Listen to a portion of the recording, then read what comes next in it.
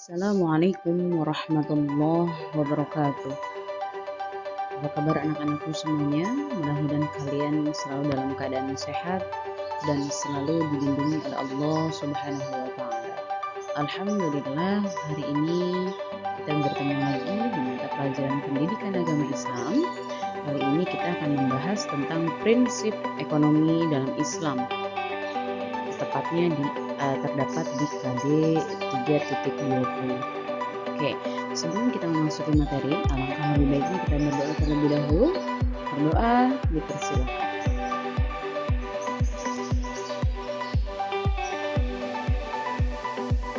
Berdoa selesai. Silakan disimak materinya.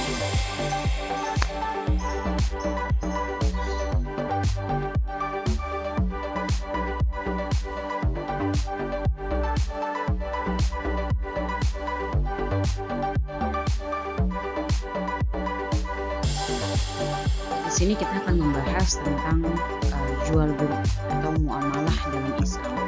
Ya, muamalah apa sih? Muamalah itu menurut Kamus Bahasa Indonesia artinya adalah hal-hal yang termasuk urusan kemasyarakatan, pergaulan, perdata, dan lain sebagainya. Sementara dalam fikih Islam, arti muamalah ini adalah tukar-menukar barang, ya, atau sesuatu yang memberi manfaat dengan cara yang ditempuhnya. Seperti contohnya tadi, jual beli, sewa menyewa, upah mengupah, pinjam meminjam, urusan bercocok tanam, berserikat, dan usaha lainnya. Nah, dalam melakukan transaksi ekonomi tersebut, seperti jual beli tadi, Islam melarang beberapa hal. Ya, diantaranya ada tidak boleh mempergunakan dengan cara-cara yang batil atau caranya salah. Ya, yang kedua tidak boleh melakukan kegiatan riba. Yang ketiga tidak boleh dengan cara yang zalim, tidak boleh mempermainkan takaran, timbangan, dan kehalalan, tidak boleh dengan cara spekulasi, ya, dan tidak boleh transaksi jual beli barang haram. Itu yang dilarang oleh Islam. Oke, selanjutnya adalah macam-macam yang pertama ada jual beli.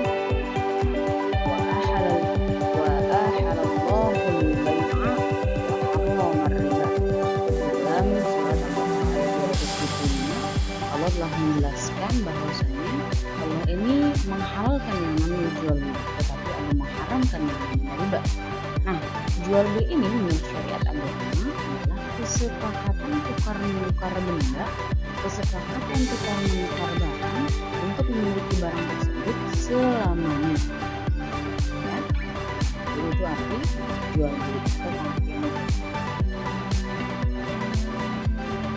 Jual beli ini ternyata ada syaratnya.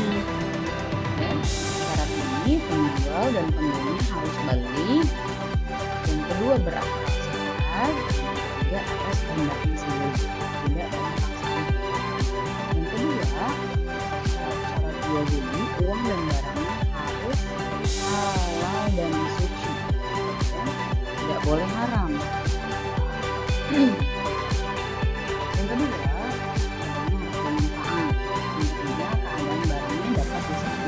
diserah terimakan, berarti barangnya tidak dalam keadaan cacat. Terus keadaan barang diketahui oleh penjual dan pembeli. Yang terakhir, uang dan barangnya ini milik sendiri. Rasulullah SAW bersabda, tidak sah jual beli melainkan atas barang yang dimiliki. Dan yang terakhir yang paling penting adalah ijab dan qabul. Ya, ijab dan qabul ini maksudnya adalah pernyataan dari si penjual, contohnya saya jual barang ini dengan harga sekian. Nah, si pembeli menjawab, baiklah saya beli, setuju, ya, suka barangnya, setuju hasil tawarannya, setuju dengan harga yang dia ajukan, maka jadilah yang namanya ijab dan qabul. Tapi bukan suka sama suka di sini yang dimaksud bukan karena personalnya, tapi karena memang barang yang untuk dibeli. Jadi dengan demikian berarti jual beli yang berlangsung tadi dengan suka sama suka itu dihalalkan dan diperbolehkan. Nah, Rasulullah SAW bersabda, riwayat Ibnu Hibban, artinya sesungguhnya jual beli itu hanya sah jika suka sama suka.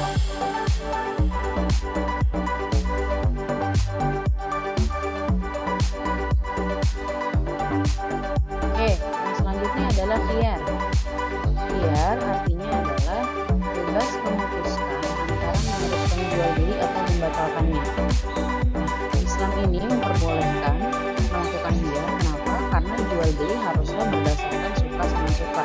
Suka dengan barangnya yang ingin dia beli, dan si penjual pun suka dengan harga yang ditawarkan tanpa ada unsur paksaan sedikit pun. Penjual berhak mempertahankan harga barang dagangannya, sebaliknya pembeli pun berhak menawar atas dasar kualitas barang yang diinginkannya atau yang diyakininya itu yang ingin dia beli. Nah, khiyar ini ada 3 jenis atau ada 3 macam. Yang pertama khiyar majlis, yang kedua khiyar syarat, dan yang ketiga khiyar ain. Selanjutnya ada riba. Ya, riba artinya adalah bunga uang atau nilai uang atas penukaran barang. Nah, hal ini sering banget terjadi dalam pertukaran bahan makanan, emas, perak, dan pinjam meminjam. Riba apapun bentuknya, mau barang, uang, makanan, dalam syariat Islam hukumnya haram. Sanksi hukumnya juga sangat berat. Ada hadis Rasulullah, ada hadis yang mengatakan riwayat Muslim, Rasulullah SAW Rasulullah mengutuk orang yang mengambil riba, orang yang mewakilkan, bahkan orang yang mencatat, dan orang yang menyaksikannya. Jangankan si objeknya, yang mewakili, yang nyatet, bahkan kita misalnya menyaksikan atau tahu, kita ikut atau kena dosa. Nah, cara menghindari riba itu seperti apa? Apabila kita ingin mengadakan jual beli barang sejenis seperti emas dengan emas atau perak dengan perak, ada syarat-syaratnya. Yang pertama harus sama ukurannya, ya, dilakukan serah terima saat itu juga, dan yang ketiga secara tunai. Nah, sekarang contohnya banyak sekali di toko emas. Ini contohnya, kita pengen beli emas yang 2 gram, pasti di suratnya kurang dari 2 gram. Hati-hati, itu akan menjadi riba. Jadi lebih detail lagi. Benar nggak itu timbangannya? Sesuai nggak? Karena kalau tidak sesuai, khawatir itu menjadi riba. Timbangannya kurang dari 2 gram, tapi yang kita bayar seharga 2 gram. Itu tidak boleh. Ya, harus lebih teliti lagi.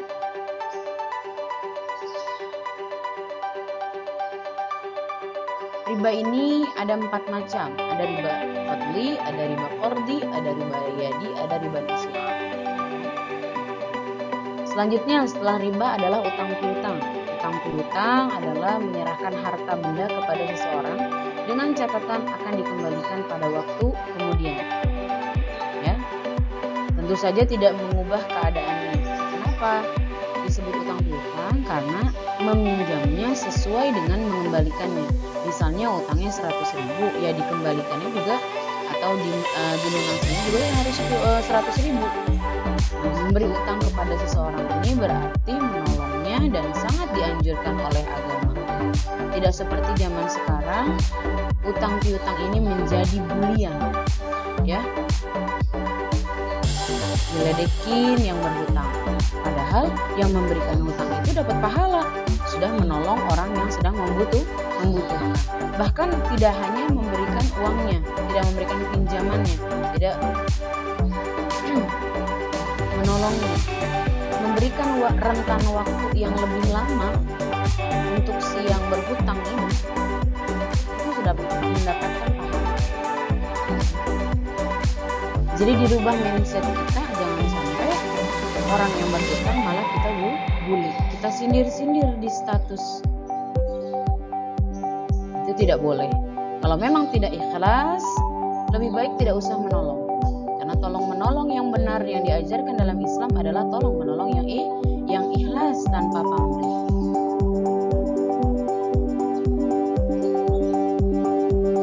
Nah, utang piutang mempunyai rukun.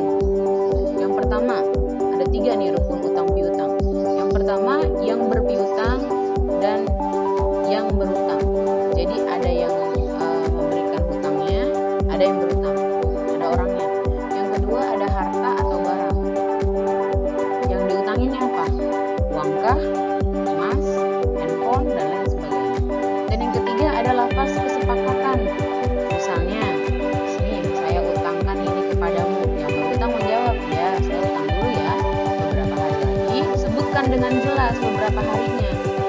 1 bulan kah, 1 minggu, 2 minggu, harus jelas. Ya, menyebutkan sudah mampunya kapan untuk mengganti yang dia utang tersebut. Jika sudah punya, akan saya lunasi. Nah, di dalam surat Al-Baqarah ayat 280 ini Allah Subhanahu wa taala telah menguatkan kita. Ada pesan, dan jika orang yang berutang itu dalam kesulitan, maka berilah tenggang waktu. Seperti yang tadi saya katakan, orang yang berpiutang, yang memberikan kelonggaran waktu, rentan waktu kepada yang berutang, ya, memperoleh kelapangan, itu lebih baik dan mendapat pahala. Maka dihitungnya dengan sodaqoh. Nah, untuk menghindari keributan di belakang hari, karena biasanya orang ribut gara-gara utang, punya utang ya, seperti itu. Allah menyarankan kita agar kita mencatat dengan baik utang-utang. Ya, jika orang yang berutang tidak dapat melunasi tepat pada waktunya karena kesulitan, maka boleh kita memberikan tenggang waktu. Jangan dibully, apalagi sampai disindir di media sosial. Tidak akan menjadi nilai sedekah, apalagi nilai tolong menolong. Selanjutnya adalah sewa menyewa. Sewa menyewa ini dalam fikih Islam disebutnya adalah ijarah, yang artinya imbalan yang harus diterima oleh seseorang atas jasa yang diberikannya. Nah, jasa di sini berupa penyediaan tenaga dan pikiran, tempat tinggal atau hewan. Nah, dasar hukum ijarah atau dasar hukum sewa menyewa ini dalam firman Allah Subhanahu wa taala yang terdapat di surat Al-Baqarah surat kedua ayat 233 yang berbunyi, A'udzubillahi minasyaitonirrajim. Bismillahirrahmanirrahim. Wa in aradtum an tashtardi'u auladakum fala junaha 'alaikum idza salamtum ma ataitum bil ma'ruf. Yang artinya, jika kamu ingin anakmu disusukan oleh orang lain, maka tidak ada dosa bagimu apabila kamu memberikan pembayaran menurut yang patut, seperti itu, atau menurut yang pantas. Berapa yang ingin diberikan, sepantasnya saja. Nah, berikutnya adalah sewa menyewa. Dan menyewa haruslah telah balik dan berakal sehat. Yang kedua, sewa menyewa dilangsungkan atas kemauan masing-masing, bukan karena dipaksa. Yang ketiga, barang tersebut menjadi hak sepenuhnya orang yang menyewakan atau walinya. Keempat, bukan barangnya serta keadaan dan sifat-sifatnya. Yang kelima, manfaat yang akan diambil dari barang tersebut harus diketahui secara jelas baik oleh pemilik. Enam, berapa lama dimanfaatkan barang tersebut harus disebutkan dengan jelas. Terakhir, harga sewa dan cara pembayarannya harus disebutkan dengan jelas serta harus disepakati bersama bagi yang menyewa dan bagi yang disewakan. Nah, dalam hal sewa menyewa atau kontrak penamaan kerja harusnya dilakukan secara jelas dan disepakati bersama sebelumnya. Nah, hal-hal berikut di pekerjaan yang dimaksud terjadi. Kedua, berapa lama masa kerja tersebut. Ketiga, berapa gaji dan bagaimana sistem pembayarannya, hariankah, atau bulanan, mingguankah, atau burunan. Dan yang keempat, tunjangan tunjangan seperti transport, kesehatan, dan lain-lain kalau ada. Nah, selanjutnya adalah perbankan. Ya. Perbankan adalah sebuah lembaga keuangan yang bergerak dalam menghimpun dana masyarakat dan disalurkan kembali dengan menggunakan bank tersebut. Ada yang menggunakan sistem bunga. Nah, yang hakikat dan tujuan bank adalah untuk membantu masyarakat yang memerlukan, baik dalam menemukan maupun memberikan, baik berupa uang atau berupa barang berharga lainnya, dengan imbalan bunga yang harus dibayarkan dalam selanjutnya ada dua bank, ya, ada dua jenis bank. Yang pertama adalah bank konvensional, kemudian nanti ada bank syariah. Yang akan kita bahas di sini adalah bank konvensional. Bank konvensional ini adalah bank yang berfungsi utamanya untuk menyimpan dana untuk disalurkan baik perorangan maupun berusaha. Untuk apa? Untuk mengembangkan usaha dengan menggunakan sistem bunga. Nah, kalau bank syariah atau bank Islam adalah bank syariah, bank yang menjalankan operasinya sesuai atau menurut syariat Islam. Nah, istilah bunga yang ada pada bank konvensional tidak ada dalam bank Islam. Bank syariah menggunakan beberapa cara yang bersih dari bank, misalnya seperti murabah, musyarakah, wadiah, dan qardul hasan dan murabahah. Itu aja materi dari saya. Sekian dan terima kasih. Mudah-mudahan kita semua dapat memahami mengenai prinsip